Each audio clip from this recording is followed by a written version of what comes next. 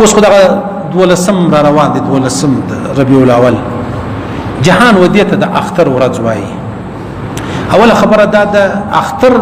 په خپل رواج کې ورته وایي که په شریعت کې که په رواج کې نو بیا خو سړی دا ویلی شي چې زما زوی په کوم ورځ الله ماته راکړي دا د اختر ورځ وایي. زما بابا خدای له سفر راوستي خاوین مې خدای له سفر راوستي دا زما د اختر ورځ دا پروا نه لري. او کته شرعي اختر ورته وایي شرعي اخترونه دوه دي شنه اختر ولوی اختر دی په اخوا نور خبرې نشته. بیا بل خبره دا د عزیزانو چې موږ ځانونه خطا ایستلې دي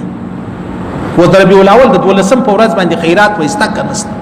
ډېر علما فرمایي وې که خیرات څه به خبره خونه ده سنت ضروري او لازمي ما بلا علایده دا ما بلا چې دا ورځ ډیره مقدسه ورځ ده په دې کې دونه د پلانې عمل ثواب لري و د شب قدر شپه لري صحیح سلو د جمعې شپه لري روزه لري دا مشت الله رسول دین خوای دا د الله رسول راوشي د پیرو د ملنګو دا غاده خو دین نه دی وروره. اوس خیرات کول سړی په پیغمبر علی السلام شو کې وو نن یو کيار څه معلومه ده چې ته 12 ته ورسیږي کنه ورسیږي. بیا بل خبره دا د عزیزانو د خیرات نه دی خیرات د مالدار سړي د پر نو خیرات څه زور وایي دوه پسونه راولي وروره دوه بیان راولي په پیغمبر علی السلام مبارک وسیاله کې دا نو څه زور وایي هیڅ زور نه وایي. او داسې خلک ستا چې په دغه ورځ باندې خوشاله دي پسونه لالی غویان لالی څه وایي پیغمبر علی السلام مبارک پیدا سوی دی بیا دې څه چم کوي بیا دې په دغه سهار باندې ژره وخري په دا سهار ژره وخري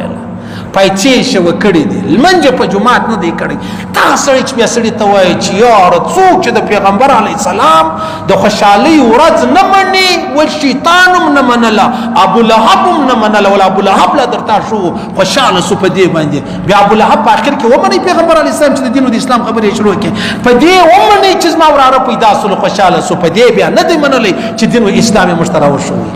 و د مالدار سړي د پاره د مبسنو څه زور غواړي څه زور غواړي چې دی علي اصل خبره دا ده د الله احکامات د محمد رسول الله لار خپلول او که څوک په یاره پلانې خیرات دا منم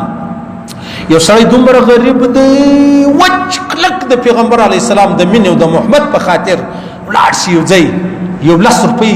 قرض واخلي بیا په پیغمبر علی السلام څخه خیرات کی دیتون به اصل خیرات وایي صحیح سره په سنت شرمیږي په طریقې شرمیږي په خبره شرمیږي په لارې شرمیږي او دا پیدائش په ورځ را غورځېدل شیطان کافر مشرک يهودي نصراني د پیغمبر علی صلوات و سلام په چشم باندې پراتلو باندې چشم ناراضه مسلمان کلمه گو د پیغمبر علی السلام پراتلو ناراضه کېدل د مسلمان نه دی او کته وایا نو زدا خبره کوم مشتي د چا پابند نه یو نه زستا پابند یم نه تزما پابند یم او تدوار د الله او د رسول پابند وک خیراتونه وک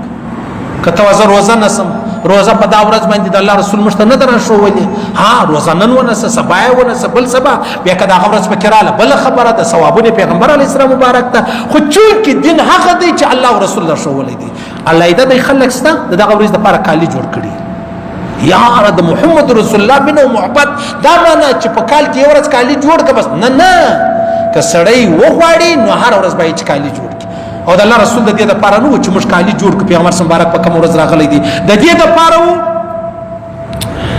حضرت عبد الله ابن عمر ندی دا په سفر روانو بیا ځای کې نه سیبر تر ولر بیا لمنځه وکي عبدالله نه وکي چا پښتنه جنې وکړي تمل نو لاړ ته اول نه یو ورځ د پیغمبر علیه السلام مبارک سره روان ولم پردازي پیغمبر مبارک شینست نو زوم لاړم شینست یو درخت و در درخت لاندې سر شوک در درخت لاندې شینست ولی ولدلته پیغمبر علیه السلام مبارک شینست یو صحابي دا ولاړی یو بچاله چې ولاړی الله ډوډۍ باندې شینست نو بیا ګولا جنې لاس وشي د بیرته راپورته کړل په خله کړل هغه څنګه صحابي پوری دا څه دا خلک درته ګوري بچا د څورته ویل ول د دې به وقوف د پاره د دې سپي د پاره زه د خپل نبی طریقه نه سم پرې جوړول ته د کوم خوره خشه د خلک درته ګوري شتا ول ګول راپورته صحیح سو دا دین او دا اسلام الله دې را نصیب کړي الله دې د پیغمبر علی السلام آداب احترام د پیغمبر علی السلام مبارک خوشالي مشترا نصیب کړي او غمن ما بین زورک په کوم ورځ او دا یقیني خبره پر 12 پیغمبر علی السلام مبارک وفات شوی دی چاته په یاد نه ورسي خو چون کې مشټول مجنونان دي چې د شدو د وینو به جلاد د وینو دا غلي چې چا سرونه ور چا ځانونه قربان کو الله رب العزت پیغمبر علیه الصلاۃ والسلام باندې دومره رحمتونه ووري چې څومره د الله په قدرت کې دومره درود او سلام دي د پیغمبر علیه الصلاۃ والسلام پر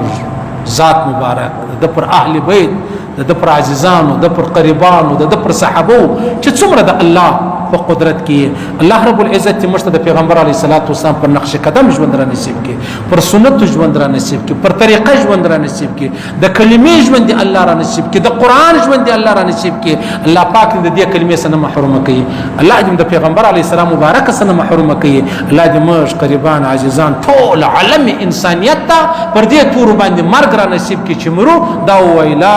اله الا الله محمد رسول